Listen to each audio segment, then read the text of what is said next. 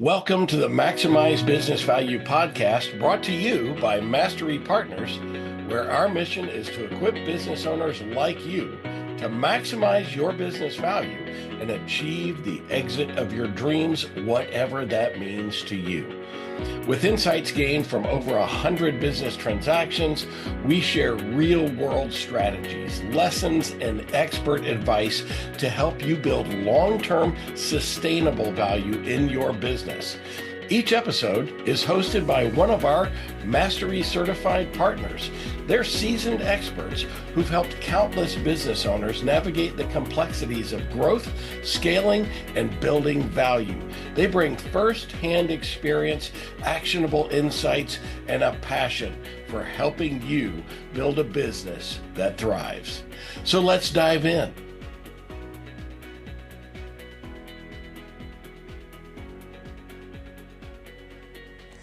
This episode is the second of a two-part release. To hear part one, follow the link below. Thank you for listening to the Maximize Business Value podcast.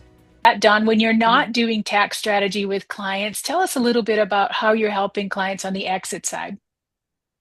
Sure. So what's really important to me is I think it's extremely important to get to know the spouse and any adult children.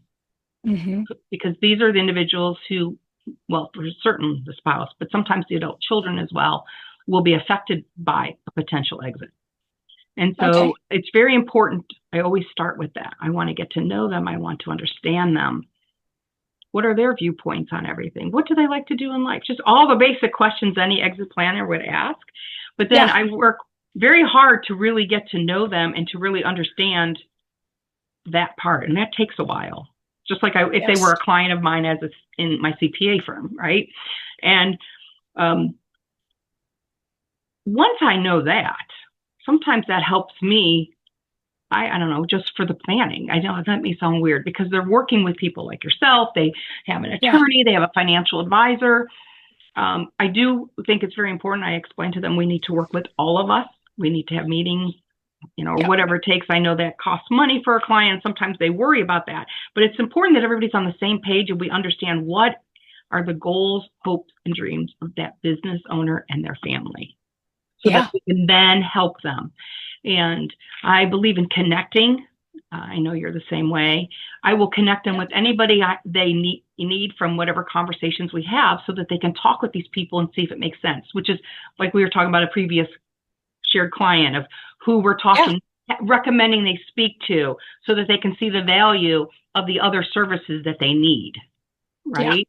From other advisors, so that they can be well informed and prepared. Mm-hmm. So I do a little bit of that, which may not be something a lot of CPAs do, but it's very important. It's more than just the numbers. Of course, every single business owner on earth loves to tell me as a CPA, I don't want to pay any tax. Of course, who does? But there's such a bigger picture in all this, right? Right. Yeah. And then the emotions that go into it. Sometimes I feel like I'm a psychiatrist, and maybe you do too. Just the spouses, especially because I'm female, I found that the spouse is female and the business owner is male. There's quite a connection oftentimes, and she will open up in ways that maybe she wouldn't if I wasn't a female. And so it's an emotional road for them. It is. Yeah, it is. Having gone through 2 sales, it is definitely an emotional road for sure. And you brought up a great point there, right? As exit planning advisors, we do focus on business, what we call business readiness and personal readiness, right? So we get the business, making sure that it's ready for sale.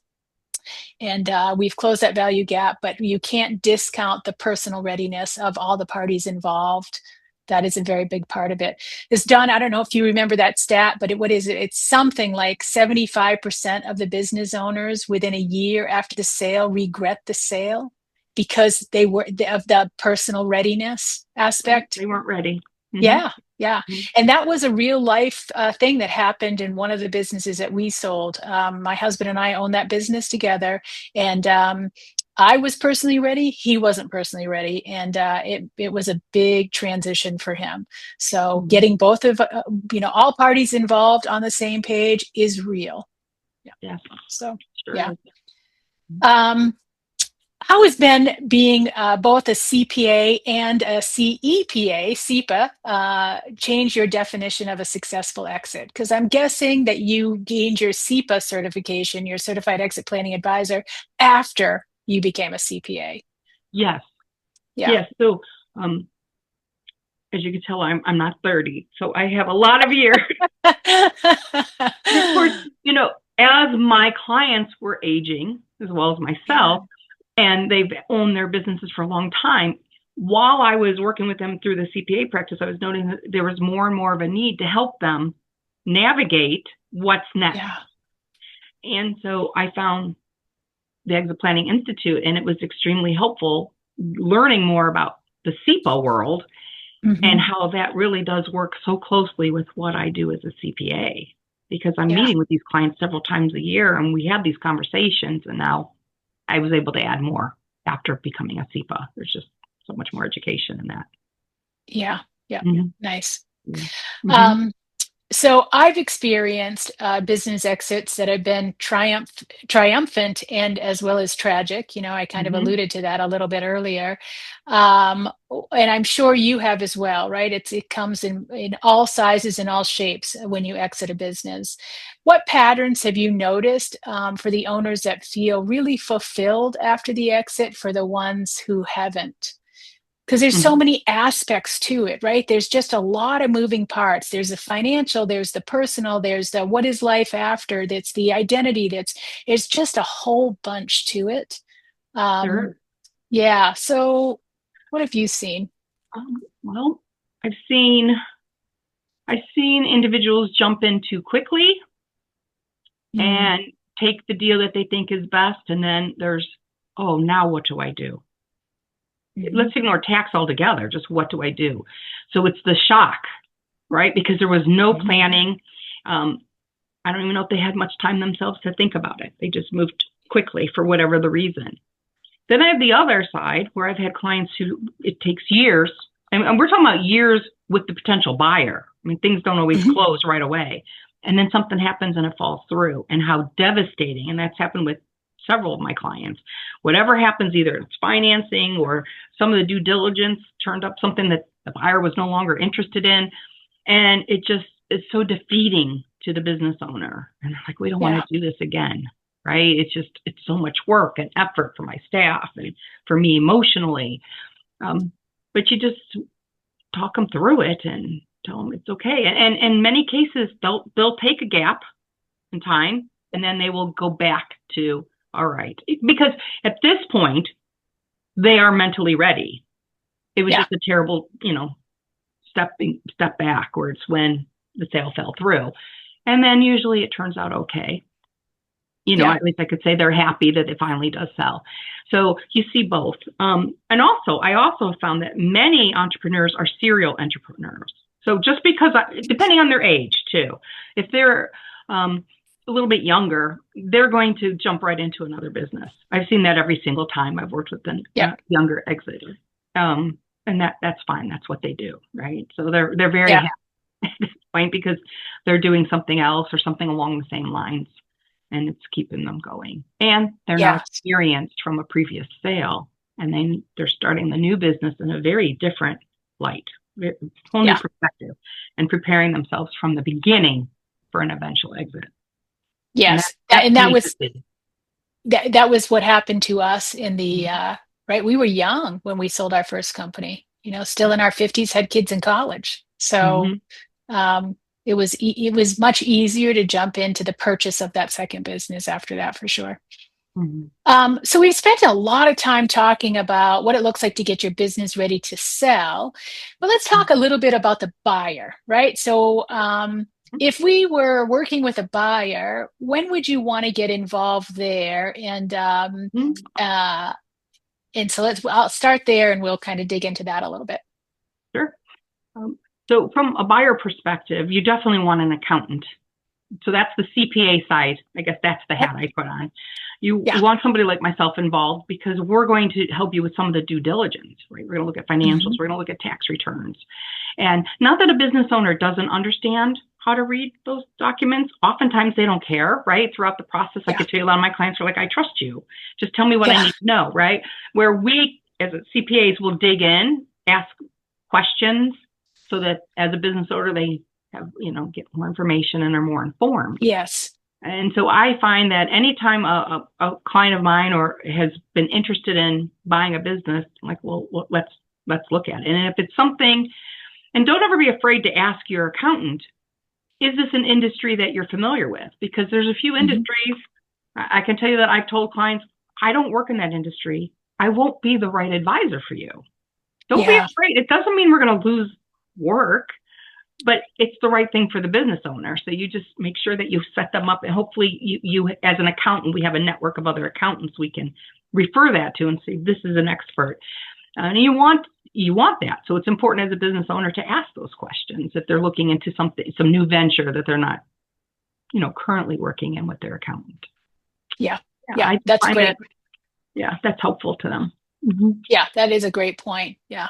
And when you're working with a potential buyer on a business, have you seen an instance where maybe the business isn't worth, like the numbers don't back up the selling price? Yeah. Yeah. Of course. Yeah. We see that all the time. I'm sure anybody in the exit planning, you have to be honest with them, right? You have to tell them that you can look at different ways. The sales don't work out, EBITDA. It depends on, all the different ways that you could buy a business. Yeah. But you just look at it. And then sometimes there's an explanation, right? Okay. Something happened. There's a dip. Maybe we need to look at 2 or 3 more years. And so at least it gives the business owner a place where they can go and ask further questions so we can get more information that could explain that, and sometimes the business just isn't going to be worth what they're asking. Yeah. Or what. Yeah. And I have also found that oftentimes that the business that is being sold, the owner's just coming up with what they want to sell. They haven't gone through any of the processes that we see our clients go through, right? They don't have the proper team in place to tell them what their business is really worth. They're just picking a number for whatever reason. And so that can be problematic, and I don't know if they ever sell it, because usually my client isn't going to buy it. Yeah. No, you can't buy a business that is overvalued, right? I mean, that's not a good business decision, so to speak. No, it wouldn't be. Yeah.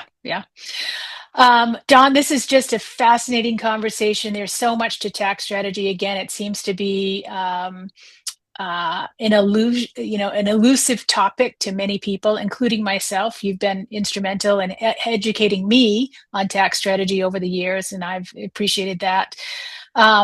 A question that I ask every single guest is, what's the one most important thing that you would recommend a business owner do to build value in their business? Ooh, that's a great question.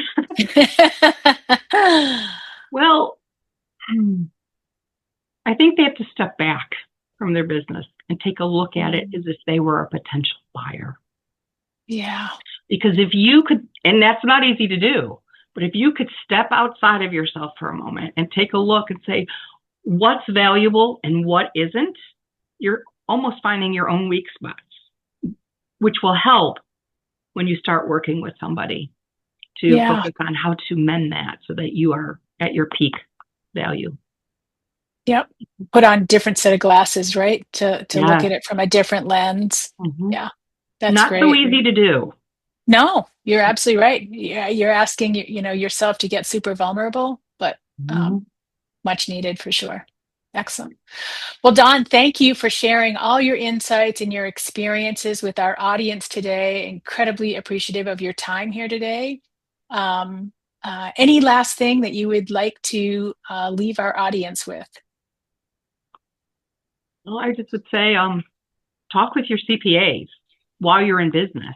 There's a lot of tax strategy that they can provide you to help you now to mitigate some taxes currently, and then hopefully lead you into a successful exit later. It's very important. Nice. And if people want to learn more and connect with you, how would they do that? they can go to my website, which is theexitplanningteam.com, and you can connect with me there. Oh, perfect. Excellent. Well, thank you very much. This is the Maximize Business Value podcast, where we give practical advice to business owners on how to build long-term sustainable businesses. Be sure to tune in each week and subscribe to our channel so you don't miss a single episode. Thank you very much. See you next week.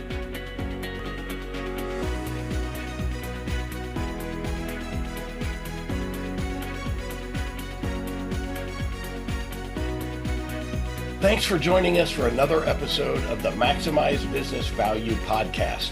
I hope today's conversation sparked new ideas on how you can continue driving value in your business. But remember, it's not just about listening. It's about taking massive action. Visit our website, masterypartners.com, for more resources. Grab a copy of any of the books in the Maximize Business Value series on Amazon or via the links below.